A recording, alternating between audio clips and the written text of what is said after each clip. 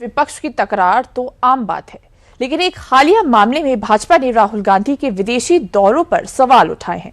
राहुल गांधी के दौरों के खर्च और उनकी घोषित आय का हवाला देते हुए भाजपा ने एफसीआरए और आयकर रिटर्न के तहत जांच की भी मांग की है। देखिए रिपोर्ट।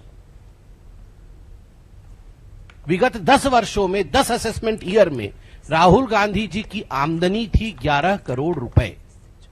11 करोड़ रुपए की आमदनी, 60 करोड़ रुपए फॉरेन ट्रिप में खर्चा। विदेशी सरजमी पर लोकसभा के नेता विपक्ष और कांग्रेस सांसद राहुल गांधी के दिए बयान पर सियासी घमासान तो कई बार देखा गया है, लेकिन इस बार राहुल गांधी की विदेशी उड़ानों का खर्च सवालों के घेरे में आ गया है।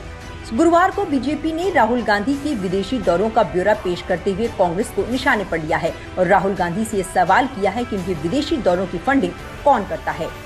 संबित पात्रा ने दावा किया है कि राहुल गांधी ने पिछले 22 वर्षों में कुल 54 निजी विदेश यात्राएं की हैं, जिन पर अनुमानित 60 करोड़ रुपए खर्च हुए हैं। वहीं राहुल गांधी के चुनावी हलफनामे में केवल 10 वर्षों में उनकी घोषित आय केवल 11 करोड़ रुपए है। पात्रा ने सवाल पूछा कि जब 10 साल की कमाई 11 करोड़ है तो 60 करोड़ रुपए का ये भारी भरकम खर्च कहां से आया। पात्रा ने सीधे तौर पर सवाल उठाया कि राहुल गांधी के इन दौरों की फंडिंग कौन कर रहा है।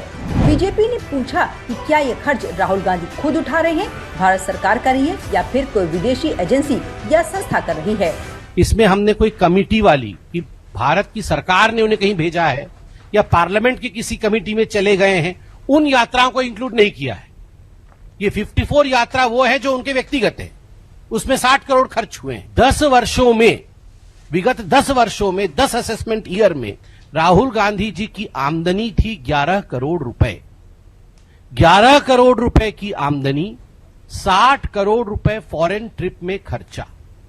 बीजेपी ने राहुल की विदेश यात्रा पर कांग्रेस से जवाब तलब करते हुए ये भी कहा कि अगर राहुल के इन दौरों को किसी विदेशी एजेंसी ने फंड किया है तो इसके लिए विदेशी अंशदान विनिमय अधिनियम एफसीआरए के तहत उन्हें एमएचए से अनुमति लेना अनिवार्य था और अगर यात्राओं में निजी फंड का इस्तेमाल हुआ है तो इसे आयकर रिटर्न और विदेशी मुद्रा के तहत दिखाया जाना चाहिए था। ऐसे में अब बीजेपी के इन आरोपों पर कांग्रेस का क्या पक्ष रहता है, ये भी देखना दिलचस्प होगा।